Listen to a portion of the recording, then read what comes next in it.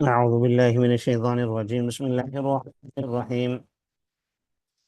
وإذ قال إبراهيم لأبيه وقومه إنني براء مما تعبدون إلا الذي فطرني فإنه سيهدين وجعلها كلمة باقية في عقبه لعلهم يرجعون بل متعت هؤلاء وآباءهم حتى جاءهم الحق ورسول مبين. صدق اللہ العظیم. اور یاد کیجئے جب کہا ابراہیم علیہ السلام نے اپنے والد اور اپنی قوم سے کہ یقیناً میں بری ہوں ان معبودوں سے جن کی تم عبادت کرتے ہو مگر وہ جس نے مجھے پیدا کیا، فَإِنَّهُ سَيَهْدِينِ، یقیناً وہ عن قریب میری رہنمائی بھی کرے گا. یہاں سے حضرت ابراہیم علیہ السلام کا تذکرہ فرمایا ہے، جس میں ایک تو ان کی شان بھی بیان کرنا مقصود ہے. ظاہر ہے جب اللہ تبارک و تعالیٰ کسی کا ذکر فرماتے ہیں تو تعریفی انداز میں ہے تو یقیناً وہ شان بیان کرنے کے لیے ہے، اور اگر غضب کے ساتھ ہے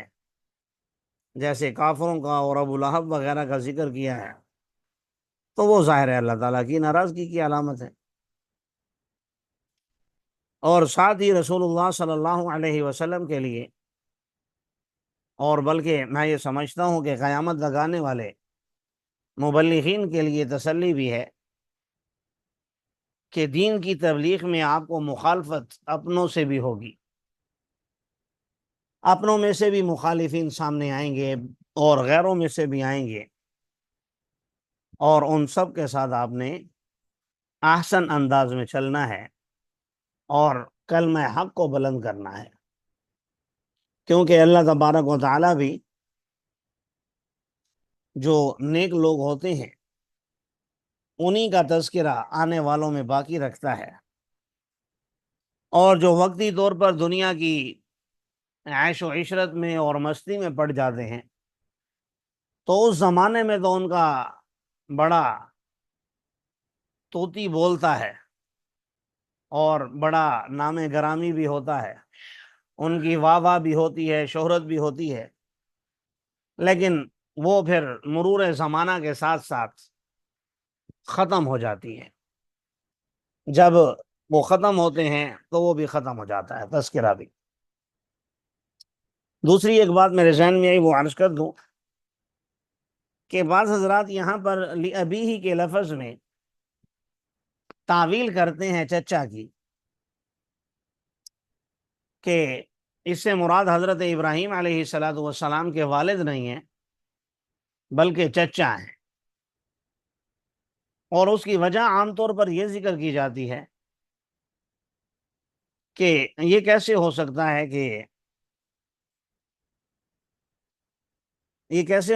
ہے کہ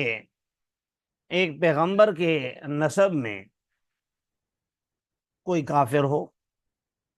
اور پھر سب سے بڑھ کر حضور صلی اللہ علیہ وسلم کے نسب کی اللہ تعالیٰ نے تعریف بھی کی ہے، اور آپ کو سب سے معزز اور مکرم خاندان میں بھیجا ہے، تو ان کی جو کڑیاں ہیں وہ اوپر آ کر ظاہر حضرت اسماعیل اور پھر حضرت ابراہیم اور پھر ظاہر ہے ان کے والد سے جا کر ملتی ہیں. عام طور پر یہ وجہ ذکر کی جاتی ہے کہ رسول اللہ صلی اللہ علیہ وسلم کے نسب نامے میں کوئی آدمی کیسے جہنمی ہو سکتا ہے یا فلاں فلاں. یہ بہرحال ہماری عقل ہے جو ہم دوڑاتے ہیں. یہاں پہلا سوال جو اس مطلب پر کھڑا ہوتا ہے وہ یہ ہے کہ جب قرآن نے لِأَبِيهِ کہا، آزر ان کے والد کے لیے یہ لفظ کہا گیا، تو کسی بھی لفظ کو جب آپ حقیقی معنی سے پھیرتے ہیں تو اس کے لیے کوئی قرینہ چاہیے، کوئی دلیل چاہیے، کوئی وجہ چاہیے. اور یہاں بظاہر کوئی ایسی وجہ نظر نہیں آتی۔ اور اللہ تبارک و تعالیٰ نے جب چچا کا ذکر نہیں کیا، والد کا کیا، تو ہم بھی یہی کہیں گے کہ بھئی والد ہی مراد ہیں۔ باقی جہاں تک نسب نامے کی بات ہے تو یقیناً کفر بہت بڑا جرم ہے، اس میں کوئی شک و شبہ نہیں،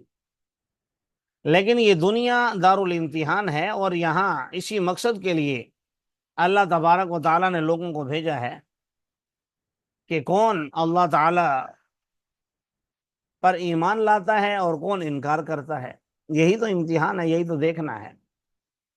اس میں پھر نسب نامے کی کوئی، نسب کی، رشتہ داری کی اور تعلق کا کوئی لحاظ نہیں ہے، بلکہ ہر انسان کا اپنا عمل ہے جس کی وجہ سے وہ پہچانا جاتا ہے۔ بہرحال وَجَعَلَهَا كَلِمَةً بَاقِيَةً فِي عَقِبِ لَعَلَّهُمْ يَرْجِعُونَ۔ اللہ تعالیٰ فرما رہے ہیں کہ ہم نے پھر ان کو باقی رہنے والا کلمہ بنا دیا ان کے بعد والوں میں، لَعَلَّهُمْ يَرْجِعُونَ، شاید کہ وہ لوگ لوٹ آئیں، جو بھی غلط راستے پر ہے اور حضرت ابراہیم علیہ السلام کی سیرت کو پڑھتا ہے تو شاید ان کی سیرت سمجھ کر کہ انہوں نے کتنے کھٹن حالات میں، کتنی مشکلات کو سامنے رکھتے ہوئے، برداشت کرتے ہوئے توحید پر اپنے آپ کو قائم و دائم رکھا۔ اور دوسرا اسی سے مفہوم یہ بھی نکلتا ہے کہ حضرت ابراہیم علیہ السلام واحد ہستی ہیں جو یہودیوں کے ہاں بھی مسلم ہیں، نصرانیوں کے ہاں بھی مسلم ہیں، حتیٰ کہ مشرکین کے ہاں بھی مسلم ہیں، کیونکہ بنی اسرائیل کے تمام پیغمبر حضرت ابراہیم علیہ السلام کی لڑی میں سے ہیں، حضرت یعقوب، حضرت اسحاق۔ اس لیے یہودی اور نصرانی تو اس لیے دعوے دار ہیں، یہودی کہتے ہیں کہ حضرت ابراہیم علیہ السلام یہودی تھے، نصرانی کہتے ہیں نصرانی تھے، اور مشرکین مکہ اس لیے حضرت ابراہیم علیہ السلام کو مانتے تھے اور ان کو عزت کی نگاہ سے دیکھتے تھے، کیونکہ جہاں سے ان کا روٹی پانی چلتا تھا، یعنی بیت اللہ جس کے وہ مجاور بنے ہوئے تھے، اس کو تعمیر کرنے والے حضرت ابراہیم اور حضرت اسماعیل تھے علیہم السلام۔ اس لیے اللہ تبارک و تعالیٰ نے دوسرے مقام پر واضح طور پر اس چیز کو رد کیا ہے کہ ما کان ابراہیم یہودیا ولا نصرانیا ولکن کان حنیفا مسلما، کہ حضرت ابراہیم علیہ السلام نہ تو مشرک تھے، نہ یہودی تھے، نہ نصرانی تھے، بلکہ وہ تو سیدھے سادے مسلمان تھے۔ تو اگر آپ نے حضرت ابراہیم علیہ السلام کی اتباع کرنی ہے تو پھر تمہیں رسول اللہ صلی اللہ علیہ وسلم کی اطاعت کرنی ہوگی، کیونکہ رسول اللہ صلی اللہ علیہ وسلم حضرت ابراہیم علیہ السلام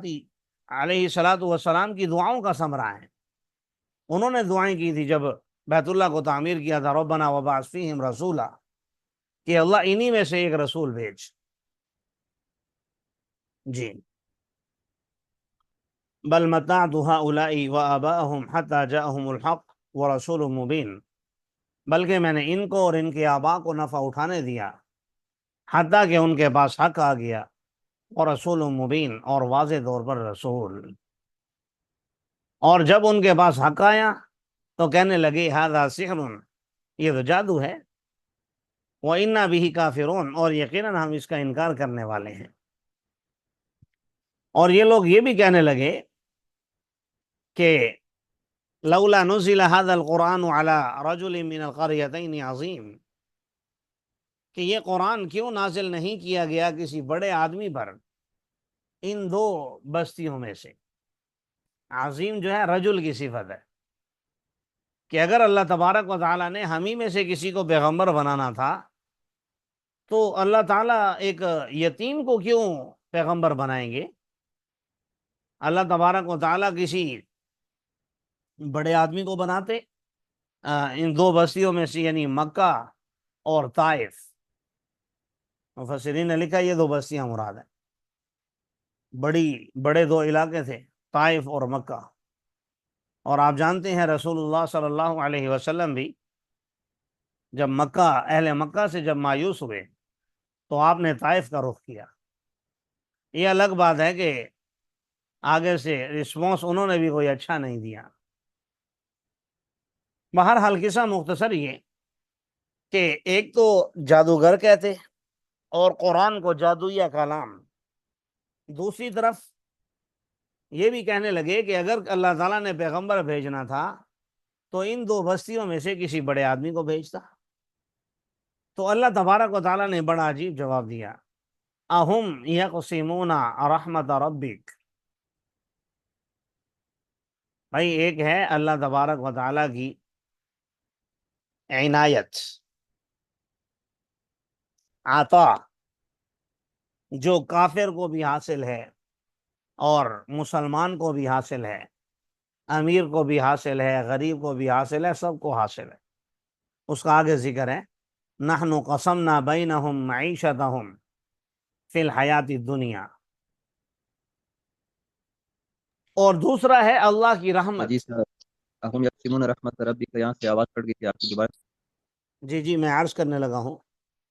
کہ دو چیزیں ہیں، ایک رحمت ہے اور ایک ہے اللہ تعالیٰ کی عطا، رزق۔ رزق اللہ تعالیٰ ہر ایک کو دیتا ہے، مسلمان کو بھی، کافر کو بھی، اچھے کو بھی، برے کو بھی، صحیح کو بھی، غلط کو بھی، غریب کو بھی، امیر کو بھی، ہر ایک کو۔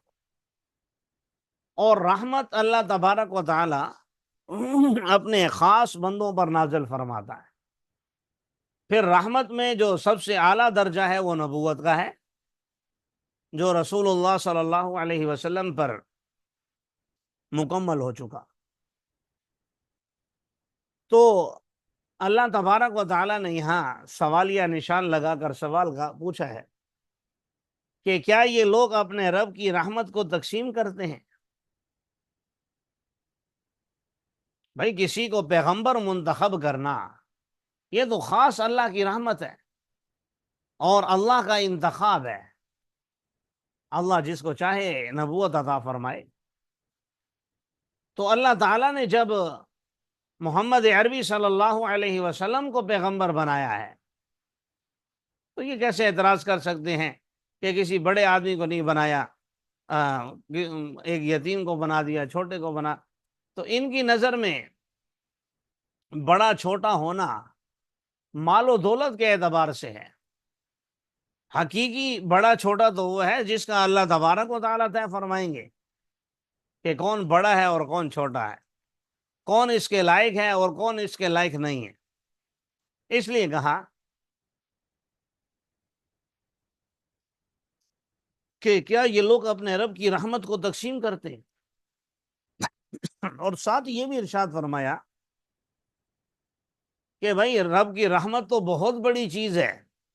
ان کے درمیان ان کی جو معیشت ہے، ان کا جو رزق ہے دنیاوی زندگی میں، وہ ہم تقسیم کر رہے ہیں۔ ان کے ہاتھ میں تو اپنی روزی روٹی نہیں ہے، وہ ہمارے ہاتھ میں، ہم دیتے ہیں۔ باقی جو ان کو نظر آتا ہے کہ کوئی سردار ہے، کوئی غلام ہے، کوئی آقا ہے، کوئی نوکر ہے، تو اس کی وجہ یہ نہیں ہے کہ وہ کوئی جو نوکر ہے یا غلام ہے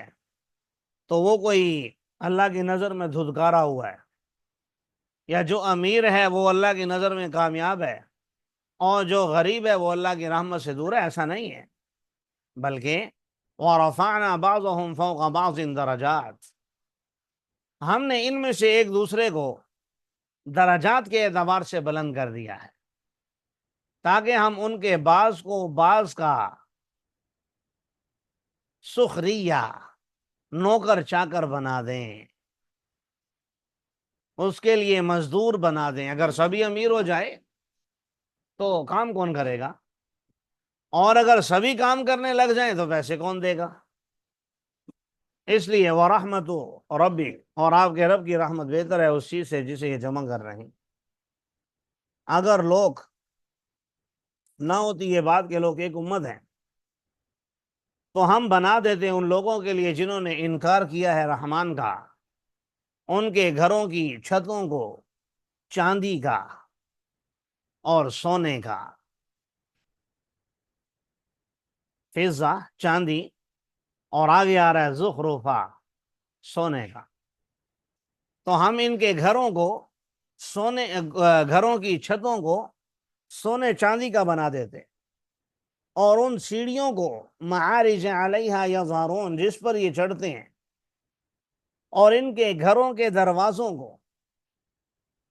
ابوابا دروازوں کو،